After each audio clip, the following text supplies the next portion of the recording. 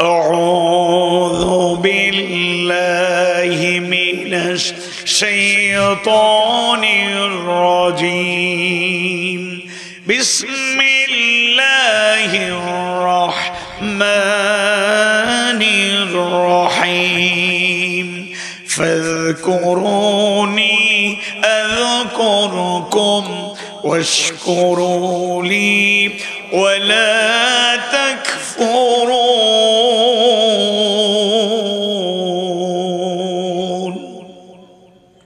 সুতরাং ফাযকুরুনি সুতরাং তোমরা আমাকে স্মরণ করো। কে জানাইয়া দিচ্ছে?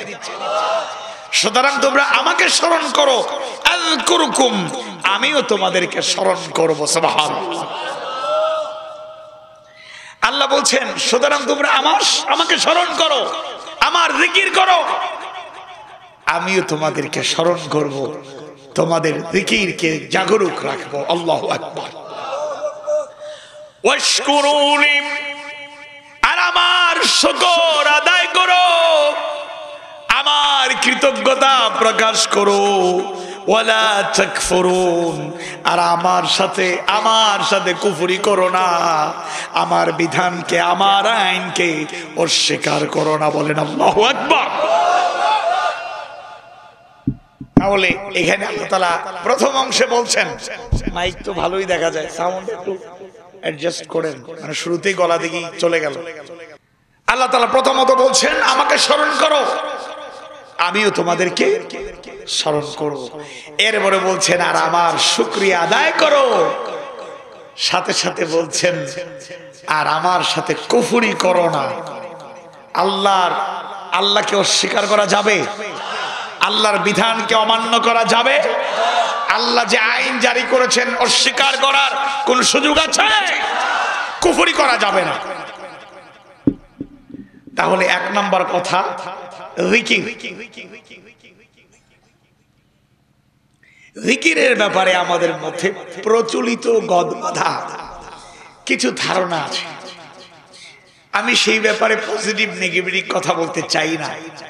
আমি এই আয়াত কারিমার আলোকে মুফাসসিররা জিকিরের যে পরিচয় দিয়েছে জাস্ট আয়াত হাদিসের দলিল ভিত্তিক বাস্তবতাকে সামনে রেখে তুলে ধরবো। আর যদি এটা কোরআন হাদিসের আলোকে হয় তাহলে আমরা মানতে রাজি আছি না নাই? ইমানদার ভাইয়েরা, মুমিন মুমিনা ভাই বোনেরা, দ্বিতীয় সূরা কোরআনুল কারীমের সর্ববৃহৎ সূরা সূরাতুল বাকারা 152 নম্বর আয়াত কারিমার শুরুতে আল্লাহ তাআলা জানায়া দেন ফাযকুরুনি সুতরাং তোমরা আমাকে স্মরণ করো, আযকুরুকুম আমি তোমাদেরকে স্মরণ করব। আল্লাহু আকবার। তাহলে আল্লাহকে স্মরণ করলে তিনিও স্মরণ করবেন। আল্লাহর আমাদের প্রতি স্মরণ করা এটা দরকার আছে না নাই? আল্লাহ যদি আমাদেরকে স্মরণে রাখেন কিন্তু মাঝে মধ্যে যদি একটু গুসা করেন আমাদের আচরণে, আমাদের চলাফেরা উঠা বসায়, আমাদের দিকে তার সুনজর যদি না থাকে, দয়া না থাকে, সাহায্য সহযোগিতা না থাকে, এক মুহূর্ত শান্তিতে স্বস্তিতে থাকার কোন সুযোগ আছে? সুতরাং আল্লাহকে স্মরণ করতেই হবে। জিকির শব্দটি হচ্ছে, যিকরুন শব্দটি বাংলা না আরবি? এটা কথা বলেন, বাংলা না আরবি? ইংরেজি নাকি আরবি? আরবি। কোরআনের ভাষা। মুফাসসিররা কয়েকটা অর্থ বলেছেন। এক, মুখ থেকে যা উচ্চারণ করা হয় এটা হলো জিকির। দুই, অন্তরে কোনো কিছুকে স্মরণ করা, অন্তরে স্মরণ হওয়া এটাও জিকির। তিন নাম্বার, কোন জিনিস সম্পর্কে সতর্ক করা, কোন জিনিস সম্পর্কে সতর্ক করা, এটাকেও মুফাসসিররা বলেছে জিকির। সুবহানাল্লাহ। সরই পরিভাষায় জিকির হচ্ছে বান্দা কর্তৃক তার রবকে স্মরণ করা। আমাদের রবকে, আওয়াজ বাড়ির রবকে, অগণিত আয়াতে কারিমায় আল্লাহ আমাদের রব এই পরিচয় দিয়েছেন। সুতরাং জিকির হচ্ছে বিসমিল্লাহির রহমানির রহিম আলহামদুলিল্লাহি রাব্বিল আলামিন।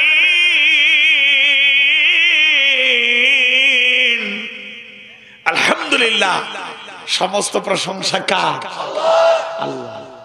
কেমন আল্লাহ, তার পরিচয় কি? তিনি হচ্ছেন রব, তিনি রব্বুল আলামিন, রব্বুল আলামিন, রব্বিল আলামিন, বিশ্বের রব যিনি, তিনি কে? রব অর্থটি অত্যন্ত ব্যাপক অর্থবোধক। প্রতিপালক, লালন পালনকারী, হায়াত মৌতের মালিক, রিজিকের মালিক, আইন দাতা, বিধান দাতা যিনি, তিনি কে? আমরা মানি নাকি মানি না? মানি। দয়া মায়া প্রতিপালন এটার জন্য মানি, আইনের কথা বললেই তখন আর মানি না। আইন চলবে কার? কিন্তু দুনিয়ার সব জায়গায় কি আল্লাহর আইন আছে? অনেকে তাকবীর দেয়, আল কোরআনের আলো, আল কোরআনের আলো, এই তাকবীর সবাই দেয়, কিন্তু সবাই বলে না আল কোরআনের আলো সংসদে যাও। আচ্ছা, 17-18 কোটি মানুষের দাঁড়ে দাঁড়ে, ঘরে ঘরে, man to man, person to person, door to door যদি কোরআনের আলো পৌঁছে দিতে চান, সময় বেশি লাগবে না কম লাগবে? তাও আপনি কোরআনের একটা দাওয়াত দিলে মেনে নেবে, ব্যাপারটা এরকম না। মানতেও পারে, নাও মানতে পারে। কিন্তু এমন একটা জায়গা বাংলাদেশে আছে, যেই জায়গায় ডিসিশন মেক হয়, ডিসিশন তৈরি হয়, আইন প্রণয়ন হয়, আইন কার্যকর হয়, সেই জায়গার নাম কি? সংসদে শুধু একটা ঘোষণা যদি দেয়া হয়, আগামীকাল থেকে কোরআনের এই আইন দেশে চলবে, না মানলে এই শাস্তি, তখন মানতে আমরা বাধ্য নাকি বাধ্য নই? তাইলে কোরআনের আলো জানতে হবে সংসদে। আল কোরআনের আলো সংসদে জালো। শোনো ও মুসলিম ভাই বোনেরা, ভুল বুঝবেন না। আমাদের দেশে আছেন, এটা আপনার নাগরিক অধিকার। এই দেশের নাগরিক হিসাবে আপনি মুসলিম হন আর হিন্দু হন, বৌদ্ধ হন আর খ্রিস্টান হন, আপনি যে ধর্মেরই হন না কেন, দেশ, দেশের স্বাধীনতা, দেশের আইন কানুন আপনাকে মর্যাদা দিয়েছে। ইসলাম, কোরআন হাদিস আপনার মর্যাদা কমায়া দেয় নাই, বরং 100% বাস্তবায়নের তাগিদ দিয়েছে। আল্লাহু আকবার। কোরআনের আলোকে চললে দেশ, সমাজ, রাষ্ট্র, অমুসলিমরা ডিমের ভেতরে কুসুম যেভাবে নিরাপদ থাকে, এই মুসলিম কান্ট্রিতে ইসলামের আলোকে ইসলামী বসুন্ধরা হয়ে গেলে আপনারা এর থেকেও বেশি নিরাপদে থাকবেন ইনশাআল্লাহ। কেউ কারো অধিকার হরণ করতে পারবে না। এমনকি রাষ্ট্রপ্রধান হয়ে গেলেও ক্ষমতার অপব্যবহার করে জনগণের কোনো ক্ষতি করার ইখতিয়ার থাকবে? আওয়াজ বাড়ি বলেন, ইখতিয়ার থাকবে? পাকিস্তানের সাম্প্রতিক নির্বাচনে যথাযথ ভূমিকা পালন করতে না পারার কারণে তিনি মনে করছেন যে আমি পারি নাই, একটা ইসলামী দলের আমির, প্রধান, তিনি পদত্যাগ করলেন। কেন? যে এই নির্বাচনে প্রপার রেসপন্সিবিলিটি, যথাযথ দায়িত্ব আমি পালন করতে পারি নাই, আমি পদত্যাগ করলাম। কেন্দ্রীয় মজলিসে শোরা বসে বলল ওনার দুর্বলতা ব্যক্তিগতভাবে দুর্বলতা ছিল না, উনি আমানতদার, বিশ্বস্ত, কোয়ালিফাইড, যোগ্য, দক্ষ একজন লিডার, দক্ষ একজন আমির, একজন ভালো দায়িত্বশীল তিনি। তিনি এই অনুভূতি লালন করেন, কুল্লুকুম রাইন ওয়া কুল্লুকুম মাসউলুন আন রাইয়াতি। তোমরা প্রত্যেকেই দায়িত্বশীল, প্রত্যেককেই দায়িত্বের ব্যাপারে জবাবদিহিতা করতে হবে। কার কাছে? এজন্য তিনি পদত্যাগ করলেন, আর তার অধীনে যারা আছে মূল সিদ্ধান্ত প্রণয়নকারী তারা বলল না, আপনি যেতে পারবেন না। কেন্দ্রীয় মজলিস শুরা বলল আপনাকে আমির হিসাবে দায়িত্ব পালন করতেই হবে, বলেন আলহামদুলিল্লাহ। সংসদে যদি কোরআনের আলোকে চলে, যত বড় লোকই হন তিনি জবাবদিহিতার মাঝে থাকবেন। আমিরুল মুমিনিন, অর্ধেক পৃথিবীর রাষ্ট্রনায়ক ওমর ইবনে খাত্তাব রাদিয়াল্লাহু আনহু এমন যোগ্যতার নজির স্থাপন করেছিলেন, তার দায়িত্ববোধ দেখেন।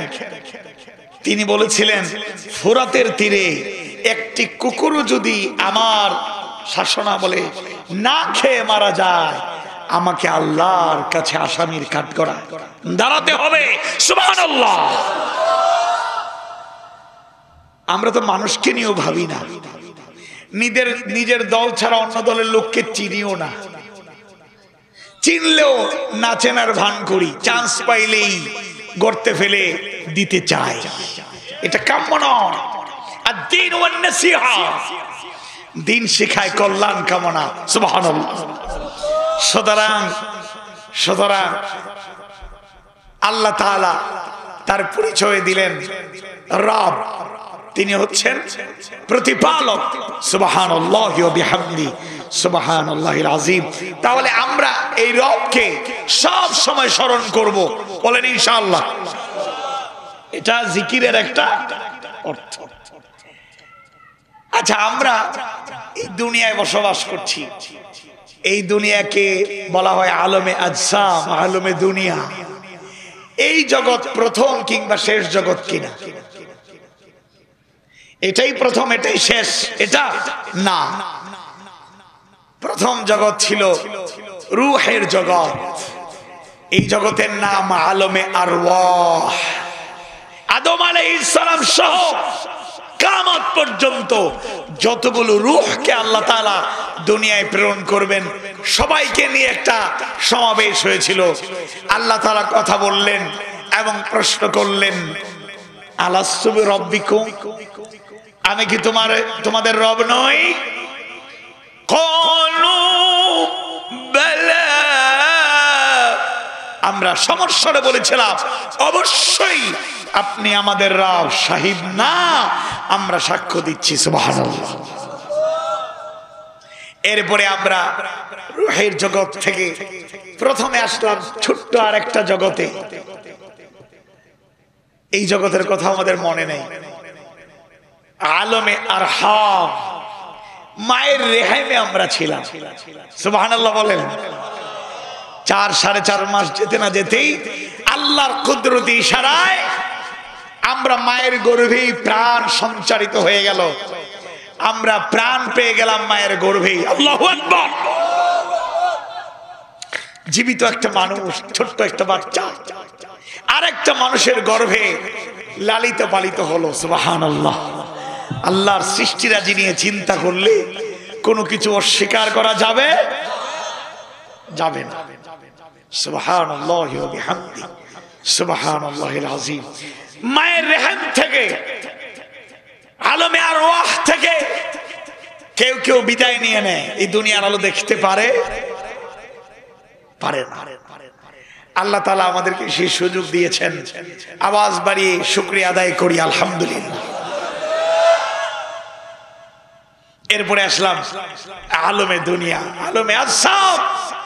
এই দুনিয়ার জগতে এবার আমরা ভুলে গিয়েছিলাম আগের কথা, স্মরণ করায় দিলেন যিনি, তিনি কে? অসংখ্য গণিত আয়াতে কারিমায় আল্লাহ তাআলা যে আমাদের রব, সেই পরিচয় জানিয়ে দিলেন। সুবহানাল্লাহ। সুতরাং জিকির মানে হলো বান্দারা সব সময় তার রবকে স্মরণ করবে। রবকে, সেটা হোক তার নাম দিয়ে, সেটা হোক তার গুণ দিয়ে, সেটা হোক কাজ দিয়ে, সেটা হোক প্রশংসা করে, সেটা হোক তার কিতাব কোরআনুল কারীম তেলাওয়াত করে, সেটা হোক তার একত্ববাদের ঘোষণা দিয়ে, সেটা হতে পারে তার নিয়ামতের শুকরিয়া আদায় করে, সেটা হতে পারে তার কাছে কিছু চাওয়ার মাধ্যমে। সুবহানাল্লাহ।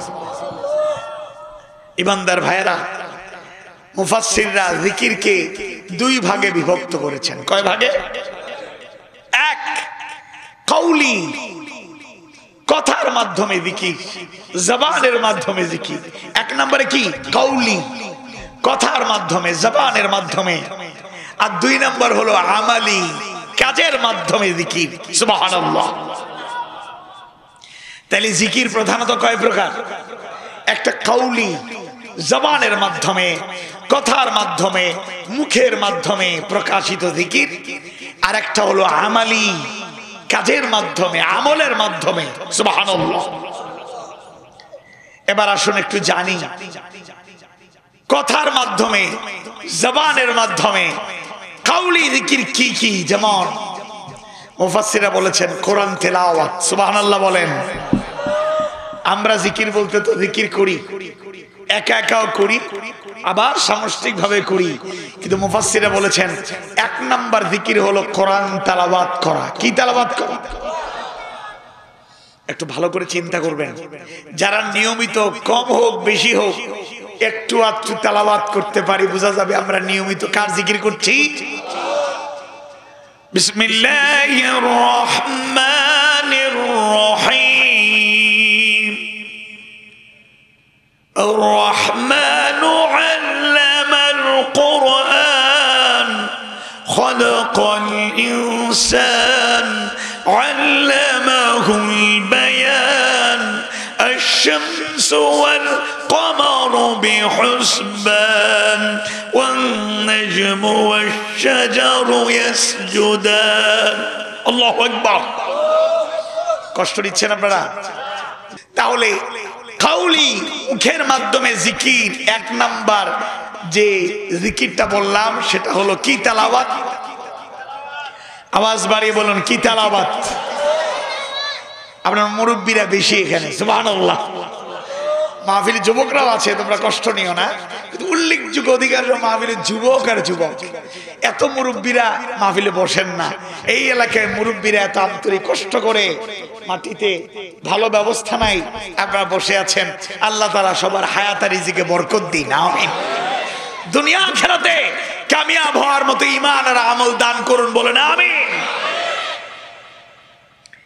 আপনারা সাক্ষী দেবেন, এই সমাজে, এই দেশে, গ্রামে গঞ্জে, শহরে নগরে এক সময় সালাতুল ফজর শেষ হলেই ঘরে ঘরে কোরআন তেলাওয়াত শোনা যেত নাকি যেত না?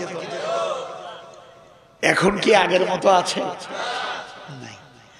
2002 সালে সরকারিভাবে জাতীয় শিক্ষা সপ্তাহের একটা প্রতিযোগিতায় আমরা 2 ক্লাসমেট, আমি রচনা লিখন প্রতিযোগিতায় আর সে সুন্দর হাতের লেখা প্রতিযোগিতায় ফার্স্ট হয়ে আমরা সিলেট অঞ্চল থেকে কুমিল্লা পর্যন্ত 9টা জেলা মিলে অঞ্চল থেকে আমরা ফার্স্ট হয়ে ঢাকায় গেলাম।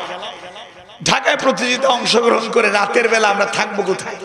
তো আমাদের বন্ধু বলল, সহপাঠী বলল, দোস্ত আমরা হোটেলে থাকার দরকার নাই, আমরা নিরাপদে ঢাকা বিশ্ববিদ্যালয়ের একটা হলে, ওর মামা পড়াশোনা করতেন, চলো আমরা আজকে হোটেলে নয় বরং আমরা মামার হলে থেকে যাব। 2 মানুষ, ছোট ছোট, তখন আমরা 2 জন একটু মামার হলে থাকবো, কোনো সমস্যা হবে না। হলে থাকলাম, সালাতুল ফজর হল মসজিদে আদায় করলাম। সালাম ফিরানোর পরে তাসবিহ তাহলিল সব শেষ, আমরা বের হব। হঠাৎ করে হলের একটা হল রুম আছে, ছাত্রাবাসে, হোস্টেলে প্রত্যেকটা হলে আলাদা হল রুম আছে, মাঝে মধ্যে প্রোগ্রাম হয়, বিভিন্ন অনুষ্ঠান আদি হয়।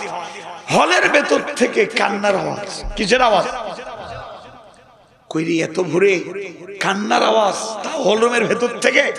আর ইউনিভার্সিটি গুলোর ব্যাপারে তো আমাদের ধারণা ছোটবেলা থেকে, কখন কোথায় মাইর লেগে যায় কোনো গ্যারান্টি নেই। পলিটিক্যাল ক্ল্যাশ, 2 দলে মারামারি লেগে যায়, হঠাৎ করে মারামারি হয় নাকি হয় না। তা আমরা চিন্তা করলাম মনে কোনো মারামারি হয়েছে, কারণে মারছে, কান্নাকাটি করছে। আমরা একটু আরো কিছু লোক এগিয়ে গেলাম, গিয়ে ঢুকে দেখি কেউ কাউকে মারে নাই। ঝাঁকড়া দুলের চুলের 2 ছেলে হারমোনিয়াম নিয়ে বসেছে। কি নিয়ে? হারমোনিয়াম নিয়ে সারেগামা পাধানিসা রেওয়াজ করছে। কি করছে? রেওয়াজ। এমন ভাবে করছে মনে হচ্ছিল যে না কান্নাকাটি, তাদেরকে মারছে, কান্নাকাটি করছে।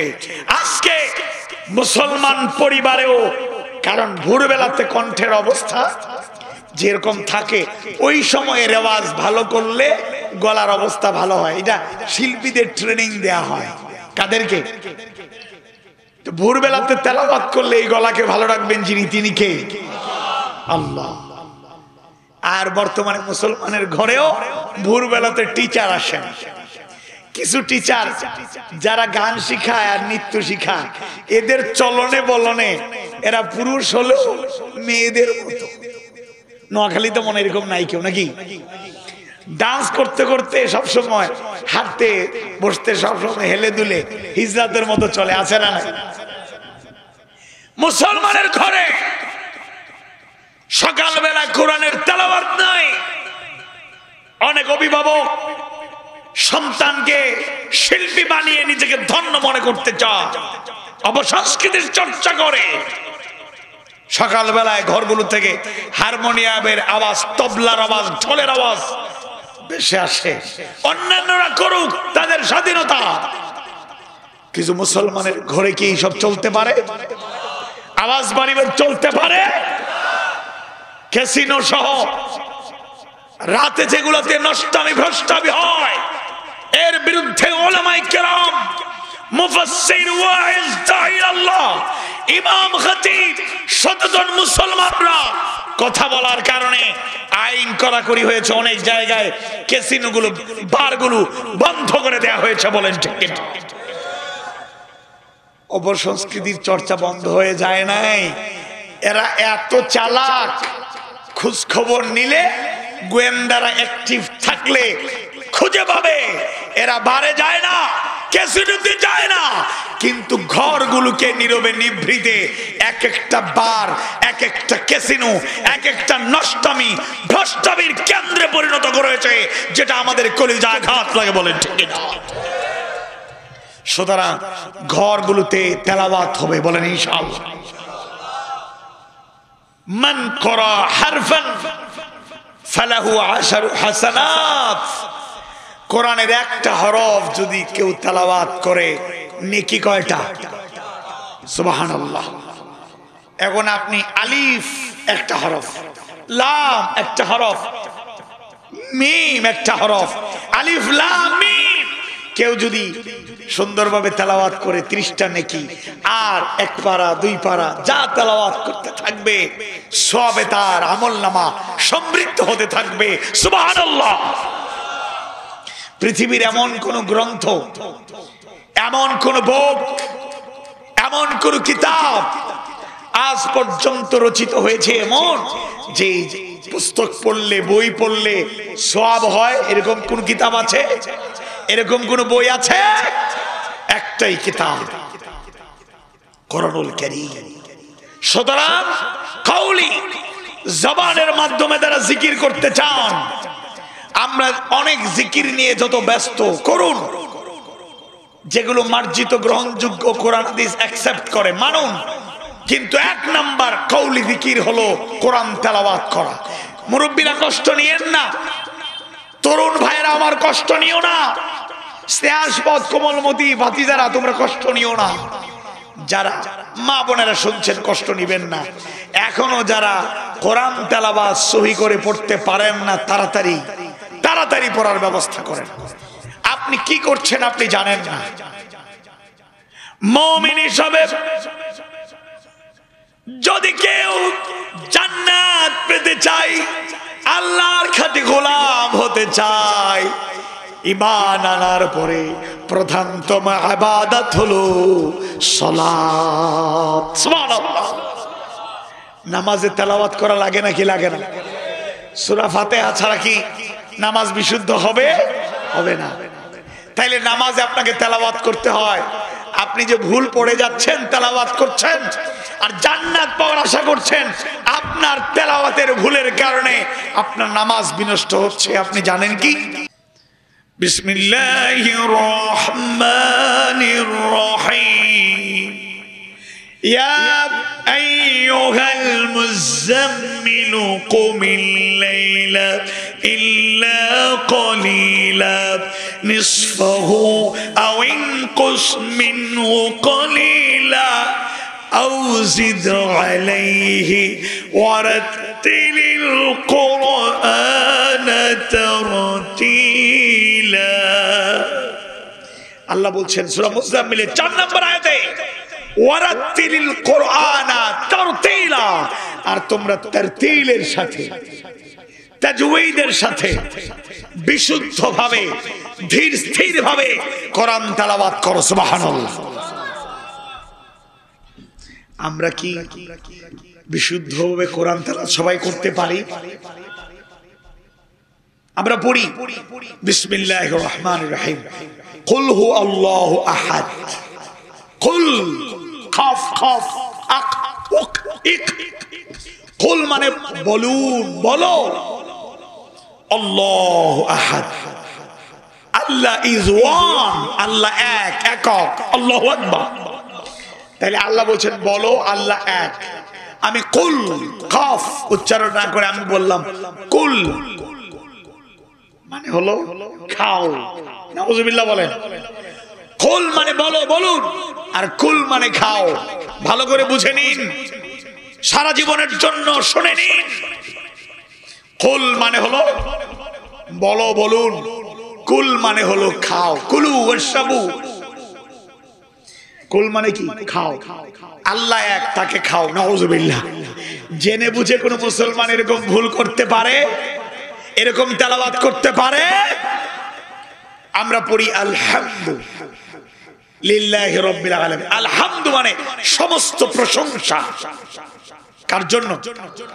আমি পড়ি আলহামদু, নাউযুবিল্লাহ মিন যালিক, অর্থ দ্বারায় সমস্ত নোংরা আবর্জনা ডাস্টবিন, আস্তাগফিরুল্লাহ, অর্থ বিকৃত হয়ে যাচ্ছে। একটু মাঝে মধ্যে কারি সাহেবরা, ইমামরা মাদ করেন। মাদ মানে লম্বা করে পড়েন না? এটা কেন করেন? কারণ কোন কোন জায়গায় লম্বা না করলে, মদ আদায় না করলে অর্থের বিকৃতি হবে। কাফের মুশরিকরা এসে বলল, নির্যাতন করে দিনের দাওয়াত বন্ধ করতে পারে না, আঘাত করে বন্ধ করতে পারে না, ষড়যন্ত্র করে বন্ধ করতে পারে না। এবার তারা একটা কৌশল অবলম্বন করলো, একটা প্রস্তাব নিয়ে আসলো কাফের সর্দাররা, মুহাম্মদ তুমি আমাদের কথা আপন, আমিও তোমাদের, আমরাও তোমাদের আপন, একটা কম্প্রোমাইজ করে নেই। তুমি যে দাওয়াত দিচ্ছ, একই গোত্র গোষ্ঠীর মধ্যে বিভাজন তৈরি হয়ে গিয়েছে, একটা কম্প্রোমাইজ করে নেই। কি কম্প্রোমাইজ? আমরা তোমাদের ইবাদতখানায় যাব, তোমরা 1 বছরে আমাদের উপাসনালয়ে আসো। অর্থাৎ আমরা তোমাদের মসজিদে যাব, তোমরা আমাদের উপাসনালয়ে আসো। এটা কি মেনে নেওয়া যায়? কথা বলেন, মেনে নেওয়া যায়? এটার জবাবে আল্লাহ তাআলা সূরা কাফিরুন নাযিল করলেন। কোন সূরা? কাফিরুন। বিসমিল্লাহির রহমানির রহিম, কুল ইয়া আইয়ুহাল কাফিরুন, কুল বলুন হে কাফেরগণ, লা আ'বুদু আমি গোলামি করি না, মা তা'বুদুন তোমরা যার গোলামি করো। আল্লাহু আকবার। এর মানে জবাব আছে না নাই? তোমরা যাদের উপাসনা করো, পূজা করো, এটা তোমাদের ব্যাপার। লাকুম দীনুকুম ওয়ালিয়া দীন, তোমাদের ধর্ম তোমাদের জন্য, আমার দিন আমার জন্য। তবে লাকুম দীনুকুম ওয়ালিয়া দীনকে অপব্যাখ্যা করে অনেক নেতারা পূজা মণ্ডপে গিয়ে কয় ধর্ম যার যার, উৎসব সবার। বলেন নাউযুবিল্লাহ। ভালো করে বুঝুন, এটা কুফরি কালাম, শিরকি কালাম।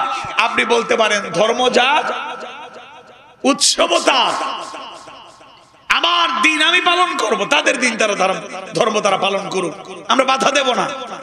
কিন্তু আমি তাদের পূজা উপাসনায় যেতে পারবো? আল্লাহ তাআলা পরিষ্কার জানায় দিলেন লা আ'বুদু। এখানে লা দেখবেন, এখানে লা আ'বুদু মদের হরফের পরে পরবর্তী শব্দের শুরুতে আলিফ এসেছে, হামজা এসেছে, তখন আমরা মাদ্দে মুনফাসিল এখানে পড়ে থাকি। 3 আলিফ লম্বা। কয় আলিফ লম্বা? আচ্ছা, সে কায়দায় আমি যাচ্ছি না, অর্থাৎ লম্বা করে পড়তে হয়। যদি আপনি লম্বা না করেন কি হবে? এখানে উলামায়ে কেরাম তো আছেন। লা মানে না, নো, নেভার।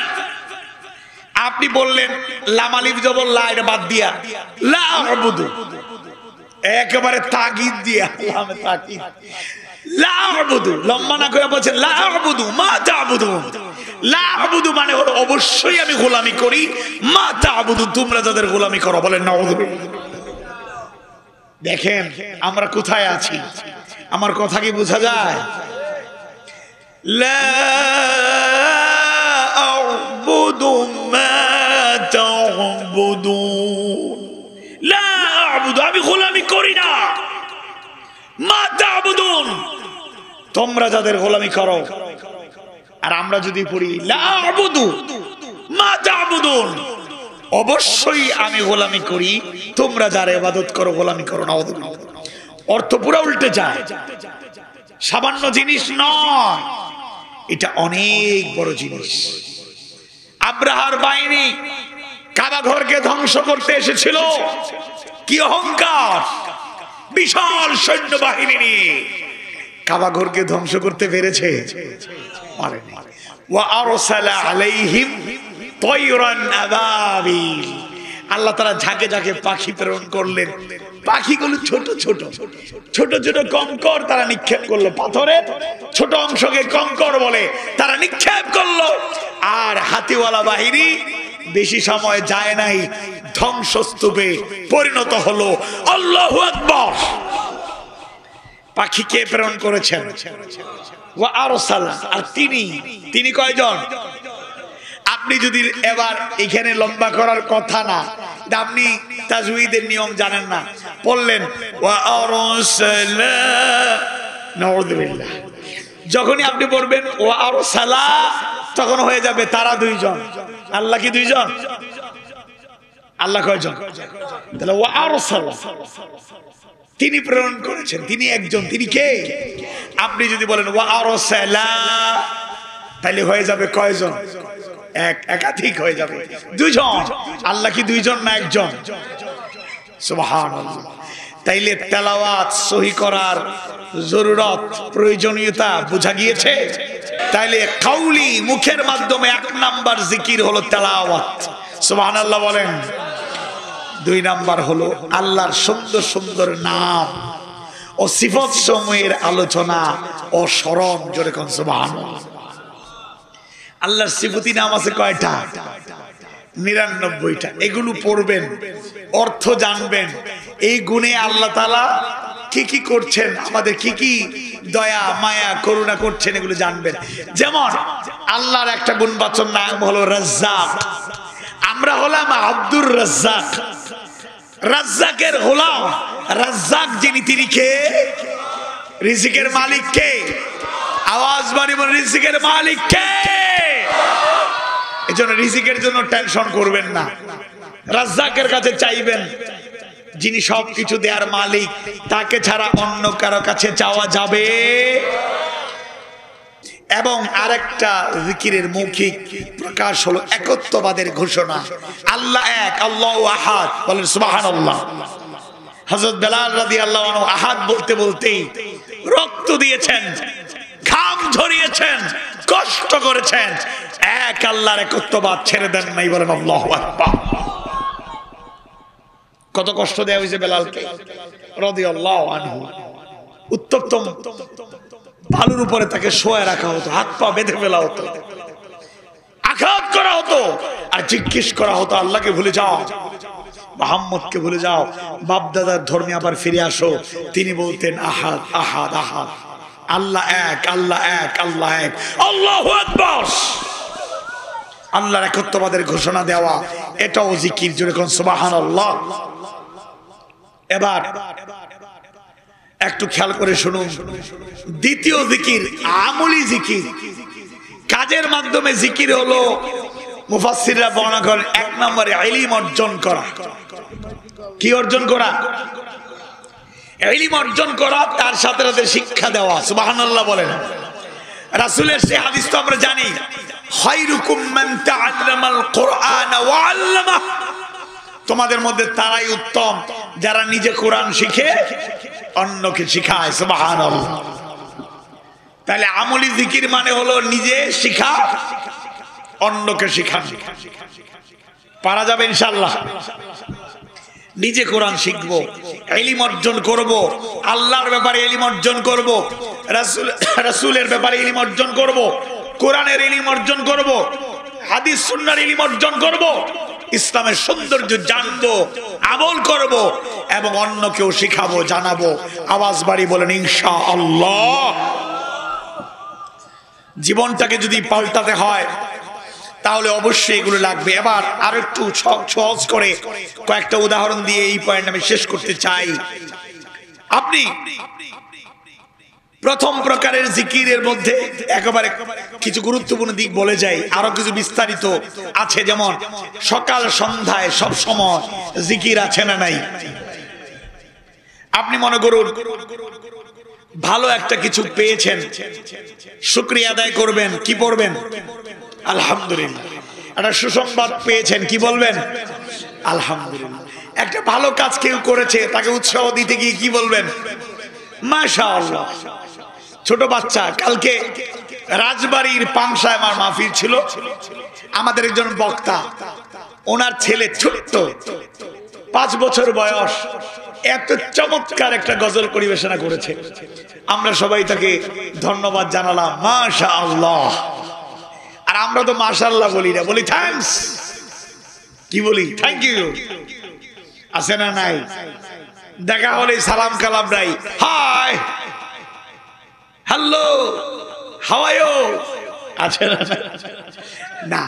এগুলো আপনি ইংরেজি শিখতে গিয়ে, IELTS করতে গিয়ে, ব্রিটিশ হতে গিয়ে, আমেরিকান হতে গিয়ে, তাদের সাথে চলতে ফিরতে গিয়ে ওরা তো সালাম বুঝবে না, আর এদেরকে সালাম দেওয়ার দরকার। যদি কখনো অমুসলিম কাউকে সালাম দিয়ে দেন তাহলে কি করতে হবে? মুখ থেকে চলে এসেছে আসসালামু আলাইকুম, তখন একটা বিষয়, একটা দুইটা শব্দ যুক্ত করে দেবেন, মানিত্তাবাল হুদা, একটা বাক্য যুক্ত করে দিবেন, মানিত্তাবাল হুদা। হেদায়েতের গ্রহণ সে যখন করে নেবে তখন তার উপর শান্তি। সুবহানাল্লাহ। এর মানে অশান্তি আমরা কারো চাই না, কিন্তু সালামটা অনেক মর্যাদাপূর্ণ। সালাম দেয়া সুন্নাত না নফল? জবাব দেওয়া কি ওয়াজিব? জবাব দেওয়া কি? তাইলে আলহামদুলিল্লাহ, এই যে দেখা হলেই সালাম দেব, হাই, হ্যালো। সকালে উঠে কয় good morning, good evening, good afternoon. রাতে বেলায় ফেসবুকে লিখে গুড নাইট, বেঁচে থাকলে কালকে কথা হবে, আছে না নাই? বিদায় দিচ্ছেন কাউকে, আপনি অপসংস্কৃতির চর্চা করা দরকার কি? বলেন ফি আমানিল্লাহ, ফি আমানিল্লাহ। আল্লাহর কোন সৃষ্টিরাজির সৌন্দর্য দেখে তার প্রশংসা করব, তার পবিত্রতা বর্ণনা করব, পড়ব সুবহানাল্লাহ, পড়ি সুবহানাল্লাহ।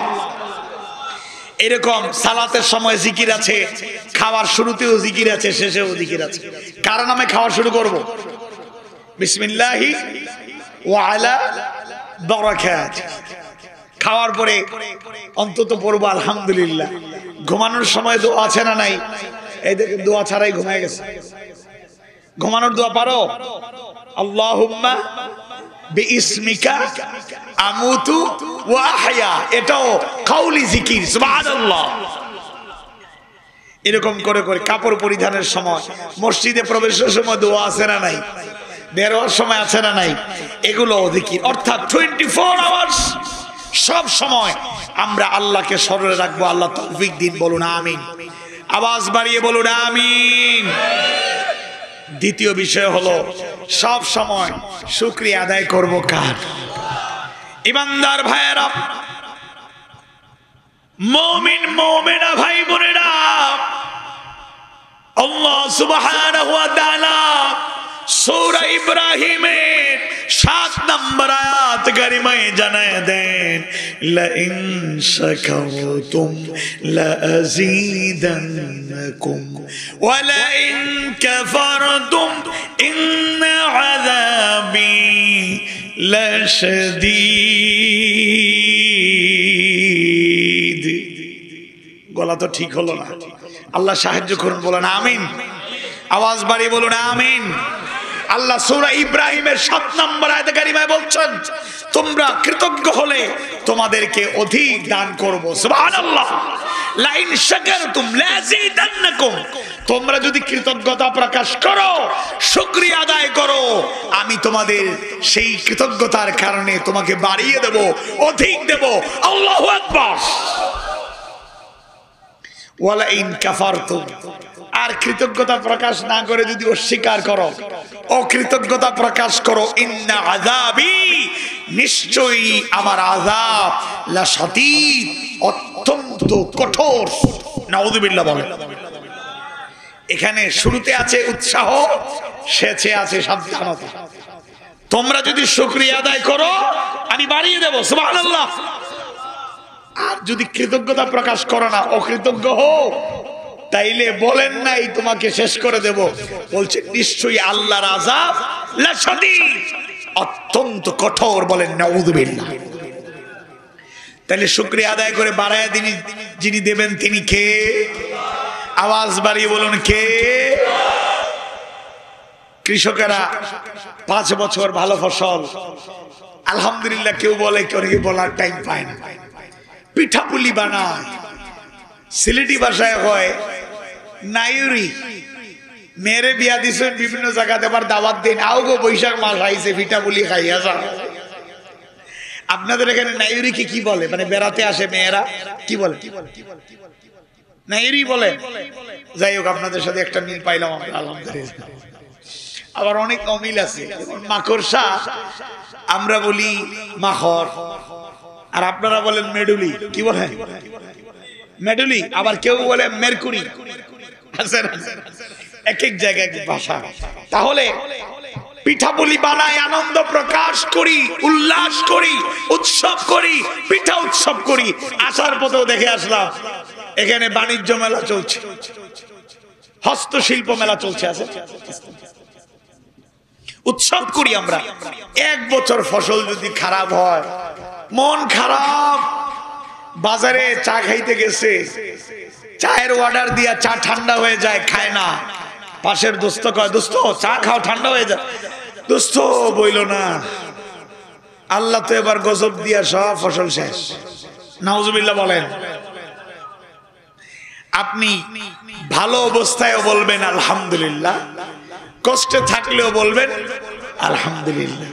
আলহামদুলিল্লাহি আলা কুল্লি হাল, সর্বাবস্থায় আল্লাহর প্রশংসা করলে বাড়িয়ে যিনি দেবেন তিনি কে?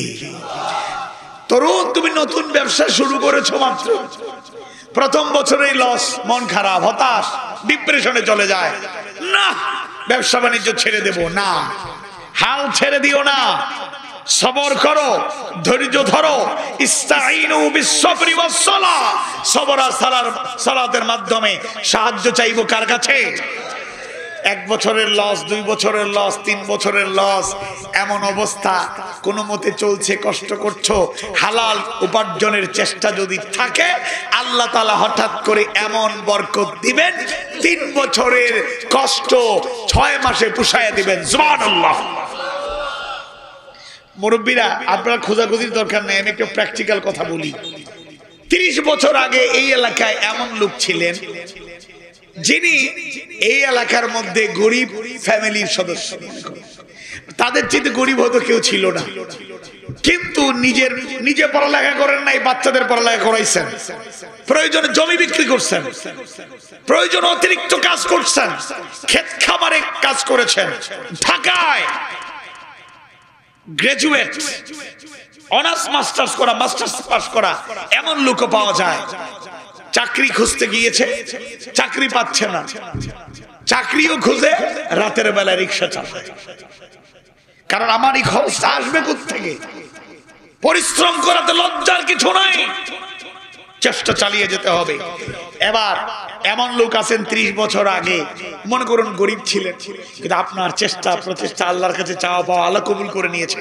হয়তো বুড়ো বয়সে আপনি আর টাকা পয়সা আপনার সন্তানরা বানিয়েছে, আপনি খাইতেও পারেন না, আরামও পান না, এটা ডিফারেন্ট ব্যাপার, কিন্তু আল্লাহ আপনার ভবিষ্যৎ প্রজন্মকে তো ভালো করেছেন, ভালো রাখছেন, এতে মুরব্বীরা খুশি না নারাজ?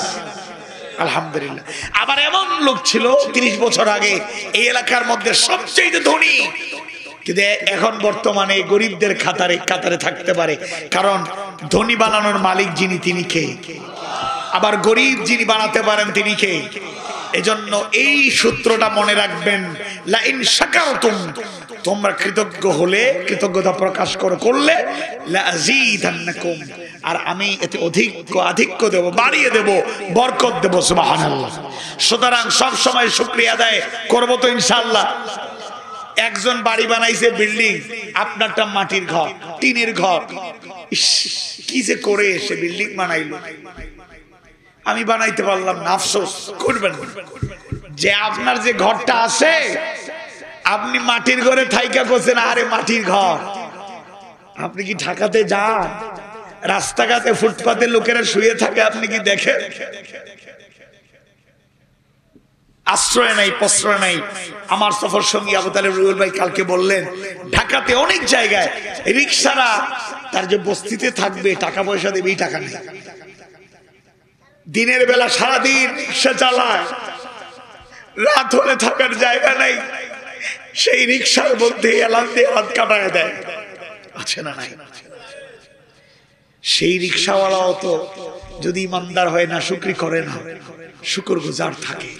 আল্লাহ এই রিক্সা চালককে চাইলে কখনো কোটি টাকার সম্পদ দিতে পারেন, বলেন ঠিক ঠিক। আবার শুকরিয়া আদায় করলে দুনিয়াতে নাও দিতে পারেন, পুষিয়ে দেবেন এক জায়গা জান্নাতে, বলেন ইনশাআল্লাহ। মন খারাপ করেন কেন? দুনিয়াতে এত নগদ চাওয়া আর পাওয়া কেন? সবর করুন, ধৈর্য ধরুন, আল্লাহর শুকরিয়া আদায় করুন। একদিন এই দুনিয়ায় যারা ধনী, ধন সম্পদের বড়াই করত, টাকা পয়সার বড়াই করত, আল্লাহকে বেমালুম ভুলে গিয়েছিল, এরা থাকবে সবচেয়ে গরিব। আর আপনি কিছুই ছিল না, টালি দিয়া কাপড় পরেছেন, কিন্তু আপনি যখন জান্নাতে প্রবেশ করবেন, আপনার চাইতে উন্নত পোশাক আর কারো থাকবে না। আপনি আজকে কালো, আপনাকে অনেকে বলে কালো লোক, আপনি এত সুন্দর হবেন, আপনার নুরানি ঝলকে জান্নাত আলোকিত হয়ে যাবে। আপনি খাটো, আপনাকে নিয়ে বেটে বাইটটা খাটো কত খোটা দেয়, কিন্তু জান্নাতে আপনি খাটো থাকবেন না। আপনি আদমের সন্তান, আদমের মতো দীর্ঘায়ী থাকবেন, আপনার কোন কিছুর অভাব থাকবে না। দুনিয়ায় সন্তান গরুর গোশত খাইতে চায়, তাকে তো মুরগ, ফার্মের মুরগ আপনি কিনে দিতে পারেন, এরকম আছে না নাই? গরুর গোশত খাইতে চাই সন্তান, গোশতওয়ালা তার কাছে গেছে, অল্প টাকা জমা করে, এই টাকা দিয়ে 250 গোশত কেনা যাবে। যদি বলে 250 গোশত দেন, গোশত বিক্রেতা ধমক দিয়ে তাড়ায় দেয়। এখন কোন কোন জায়গায় আধা কেজি দেওয়ার মোটামুটি একটা রেওয়াজ চালু হয়েছে। আহা, মাস 2 মাস 3 মাসে বাচ্চা চাইছে একটু গোশত খাবে, 250 গ্রাম বা আধা কেজি গোশত 2-3 মাস পরে একবার খাবে। হে জান্নাতি যারা হতে চাও, হে মুমিন মুমিনারা, সবর করো, ধৈর্য ধারণ করো, কম খাও, আল্লাহর নাশুকরি করো না। জান্নাতে কি খাইতে চাইবে সব তোমার সামনে হাজির হয়ে যাবে। আর এই দুনিয়ার পেছনে যারা দৌড়ায়, যারা উন্নত লাইফ লিড করে, কত উন্নত জীবন তাদের। হ্যাঁ, উন্নত জীবন হওয়ার পর মুমিন হলে সে জান্নাতে যাবে ইনশাআল্লাহ। কিন্তু দুনিয়াকে প্রাধান্য দিয়ে যারা চলে, ওই গরিবগুলো এক সময় জান্নাতে ধনীদের ধনী হয়ে যাবে। আর ধনীগুলো, এর গরিবও বলবেন কেমনে, ও তো মাইর খাইতে খাইতে লাইফ শেষ, বলেন ঠিক না? আল্লাহ, দুনিয়াতে যদি তুমি আমার জন্য কিছু রিজিক রাখো, তুমি দিয়ে দাও, আর যদি রিজিক না থাকে আমাকে সবর বাড়ায় দাও, ও ধৈর্য বানাইও না, ও কৃতজ্ঞ বানাইও না, বলেন আমিন। জান্নাতে সবকিছু আল্লাহ পূর্ণ করে দেবেন, শুকরিয়া আদায় করে যান। আর এই দোয়া করতে পারেন সর্বোচ্চ, রব্বানা আতিনা ফিদ দুনিয়া হাসানা ওয়া ফিল আখিরাতি হাসানা ওয়া কিনা আযাবান নার। দুনিয়াতে কল্যাণ চাইতে হবে, শিখিয়েছেন কে? আর আখিরাতের কল্যাণটাই আসল। সুবহানাল্লাহ। সুতরাং আমরা আল্লাহর কাছে চাইবো, কারণ বেশি ধন দৌলত যেভাবে মানুষকে আল্লাহ বিমুখ করে, আবার বেশি অভাবও ঈমান হারা করে, শিরিক করতে বাধ্য করে, সুদের কারবারে যুক্ত হতে বাধ্য করে। আল্লাহ তাআলা হেফাজত করুন, বলুন আমিন। এজন্য আল্লাহ তাআলা সূরা আল ইসরা বনি ইসরাইলের 111 নম্বর আয়াতে বলছেন ওয়া কুলিল হামদুলিল্লাহ, ওয়া কুলিল হামদুলিল্লাহ, বলুন সমস্ত প্রশংসা আল্লাহর। সমস্ত প্রশংসা কার? আওয়াজ বাড়িয়ে বলুন কার? কথাবার্তা ভুল হলে আল্লাহ তাআলা ক্ষমা করুন। শিক্ষণীয় যে কথাগুলো বলেছি আল্লাহ তাআলা আমল করার তৌফিক দিন, বলুন আমিন।